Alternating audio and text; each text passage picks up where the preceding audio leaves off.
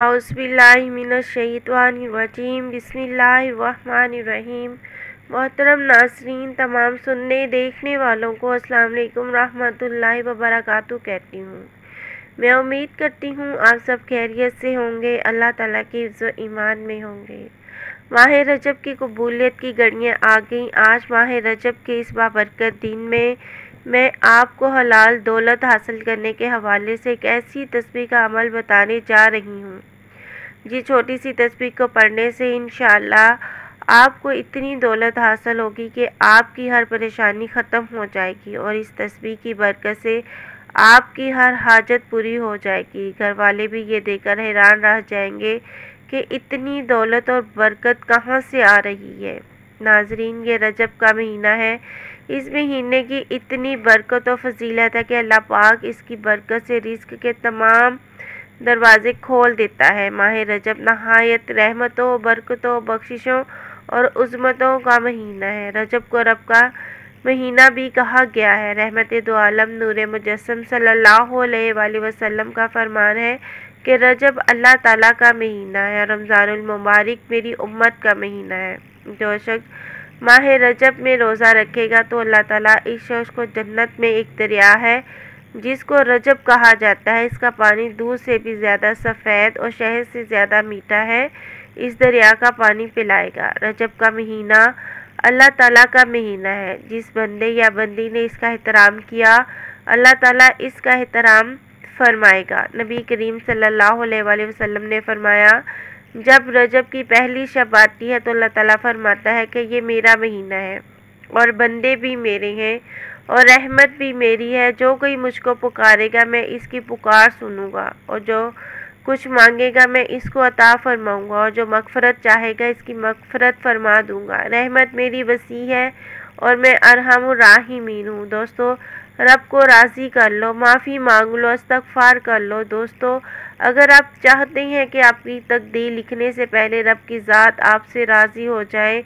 आप चाहते हैं कि आप एक नई ज़िंदगी का आगाज़ कर सकें जिसमें सिर्फ कामयाबी हो, जो लोग वाकई अपने हालात बदलना चाहते हैं, एक बार कामिल यकीन से आज माह रजब के इन बाबरकत लम्हों में नियत करके बैठ जाएं। नियत सिर्फ और सिर्फ एक बार करनी है। इंशाअल्लाह अल्लाह पाक इन बाबरकत घड़ियों में आपके हालात और वाक़यात बदल देगा। जिस तरह दिन रात और रात दिन में बदलता है, इसी तरह आपकी ज़िंदगी फ़कीरी से बादशाह में बदल जाएगी। आजमाइश और परेशानी जन्नत का ज़रिया है। चुनांचा आप सल्लल्लाहु अलैहि वसल्लम ने फरमाया, अल्लाह ताला जिसके साथ बुराई का इरादा करता है इसे मुसीबत में गिरफ्तार कर देता है। गोया के बंदाए मोमिन को मुसीबत से दो चार होना इसके लिए नेक बख्ती है, मोहब्बत इलाही की इलामत है। इसी तरह आप सल्लल्लाहु अलैहि वसल्लम ने फरमाया, अल्लाह ताला जब अपने बंदे के साथ भलाई का इरादा करता है तो इसके गुनाहों की सज़ा दुनिया में ही देता है और अल्लाह ताला अपने बंदे के साथ अदम रहमत का इरादा फरमाता है और इसके गुनाह की सज़ा रोक लेता है। इसका पूरा पूरा बदला क़यामत के दिन देगा। और एक दूसरी रवायत में आप सल्लल्लाहु अलैहि वसल्लम ने फरमाया, यानी जितनी बड़ी मुसीबत होगी इतना ही बड़ा सवाब मिलेगा। और अल्लाह ताला जब किसी कौम से मोहब्बत करता है तो इसे मुसीबतों में डाल देता है। जो शख्स इससे राज़ी हुआ तो अपना मामला अल्लाह के हवाले कर दिया तो इसके लिए रज़ामंदी है और जो नाराज़ है इसके लिए नाराज़गी है। कुरान पाक में अरशाद बारी ताला है, बेशक अल्लाह ताला पसंद करता है बहुत तौबा कबूल करने वालों को और बहुत पसंद रखता है पाक साफ रहने वालों को। इस आयत में तौबा करने वाले दो तरह के लोग मुराद हैं। एक जो किसी भी बुराई और गुनाह के करीब नहीं भटकते और ना ही गुनाह और बुराई का कोई ख्याल इन्हें आता है, बल्कि वो अल्लाह से उसकी नाफरमानी करने की पनाह के तलबगार रहते हैं और किसी भी गुनाह और बुराई में मुब्तला होने से तौबा मांगते हैं।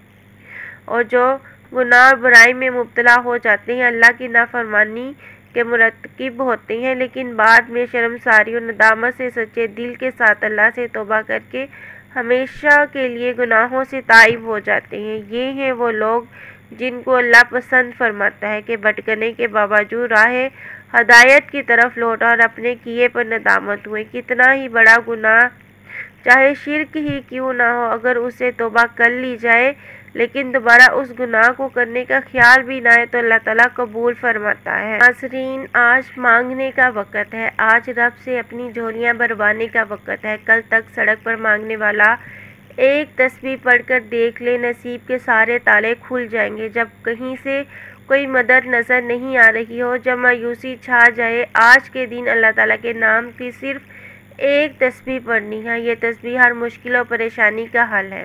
اس تسبیح کو پڑھنے والا اللہ پاک کے قریب ہو جاتا ہے، اللہ پاک کو راضی کر لیتا ہے۔ جب کوئی بندہ آج کے دن اللہ پاک کو اللہ کے صفاتی نام سے پکارتا ہے تو میرا رب اتنا خوش ہوتا ہے کہ فرشتوں کو حکم جاری کرتا ہے، جاؤ اس بندے کی حاجت کو پورا فرما دو۔ اللہ پاک کا فرمان ہے، وہ لوگ ہیں کہ جب اللہ کا ذکر کیا جاتا ہے تو ان کے دل ڈرنے لگتے ہیں، اور جو مصیبتیں انہیں پہنچتی ہیں ان پر صبر کرتے ہیں، اور کچھ ہم نے انہیں عطا فرمایا ہے ان میں سے وہ خرچ کرتے ہیں۔ اگر آپ چاہتے ہیں کہ آپ کے حق میں فیصلہ ہو جائے، آپ کے رزق و دولت سے زیادہ اضافہ ہو جائے، دنیا کی تمام پریشانیاں ختم ہو جائیں، تو سارے لوگ اللہ تعالیٰ کے اس کے رزق کے محتاج ہیں۔ چنانچہ وہ سارے لوگوں کو، چاہے نیک ہوں یا برے، پہلے والے ہوں یا بعد میں آنے والے کو، سب کو رزق عطا فرماتا ہے۔ سب سے پہلے آپ نے درود پاک پڑھنا ہے۔ درود پاک آپ نے درود ابراہیمی نماز والا درود پاک پڑھنا ہے۔ آپ 3 بار پڑھ لیں، 7 بار پڑھ لیں۔ اگر کسی کو یہ درود نہیں آتا تو آپ صرف و صرف صلی اللہ علیہ وآلہ وسلم بھی پڑھ سکتے ہیں۔ یہ بہت ہی آسان سا وظیفہ ہے، آپ اس کو لازمی کیجئے گا۔ آئیے اس کے عمل کی طرف چلتے ہیں۔ عمل کچھ اس طریقے سے ہے کہ آج کے دن لاپرواہی میں مت رہنا، اس دن صرف رب کی رحمت کام آئے گی۔ آج دنیا کے تمام کام چھوڑ کر باوضو مسلح پر بیٹھ کے نبی کریم صلی اللہ علیہ وآلہ وسلم پر آپ نے درود پاک پڑھنا ہے، اور اپنے مقصد کو ذہن میں رکھتے ہوئے یا جلیلو پڑھنا ہے۔ یہ اللہ پاک کا صفاتی نام ہے جو آج کے دن نبی کریم صلی اللہ علیہ وآلہ وسلم کے وسیلے سے مانگتا ہے اور اللہ پاک کا ذکر کرتا ہے، رب کی ذات جلالت میں آ جاتی ہے، اور جب رب کی رحمت جلال میں آتی ہے پھر مانگنے والا فریاد کرتا ہے اور اس کی ہر حاجت پوری ہو جاتی ہے۔ میرا رب جولی بھر کر نوازتا ہے، وہ ذات جس کے قبضہ قدرت میں مخلوق کا رزق اور اس کی روزی روٹی ہے۔ اللہ تعالیٰ ہی کی وہ ذات ہے جسے چاہے رزق دے، جسے چاہے بہت زیادہ دے اور جسے چاہے تھوڑا دے۔ آپ نے صرف اور صرف ایک یہ تسبیح کرنی ہے، یا جلیلو یا جلیلو۔ آپ نے ایک تسبیح کرنی ہے، اول اور آخر آپ نے 7، 3 یا 11 مرتبہ آپ نے درود ابراہیمی پڑھنا ہے۔ اس کے بعد آپ نے ایک تسبیح سورۃ کوثر کی کرنی ہے، اِنَّا أَعْطَيْنَاكَ الْكَوْثَرَ۔ آپ نے اس سورت کی ایک تسبیح یعنی 100 مرتبہ آپ نے یہ سورت پڑھنی ہے۔ اس کے بعد آپ اللہ تعالیٰ سے دعا کیجئے گا، گڑ گڑا کر مانگیے گا، اللہ تعالیٰ آپ کی ہر پریشانی کو دور فرما دے گا، آپ کے رزق میں بے پناہ اضافہ کر دے گا، آپ کی جو بھی مشکل ہے اللہ پاک اس کو آسان کر دے گا۔ اگر آپ اولاد کے لیے یہ وظیفہ کرنا چاہتے ہیں تو آپ اپنی اولاد کے لیے بھی یہ وظیفہ کر سکتے ہیں۔ بہت ہی چھوٹا سا عمل ہے، بہت ہی مجرب عمل ہے، آپ اس کو لازمی کیجیے گا، پھر آپ دیکھیے گا کہ کس طرح سے اللہ پاک آپ کی حاجت کو پورا فرما دیتا ہے۔ میں امید کرتی ہوں آپ کو آج کی ویڈیو پسند آئی ہوگی۔ اگلی ویڈیو تک کے لیے مجھے اجازت دیجیے۔ اللہ حافظ۔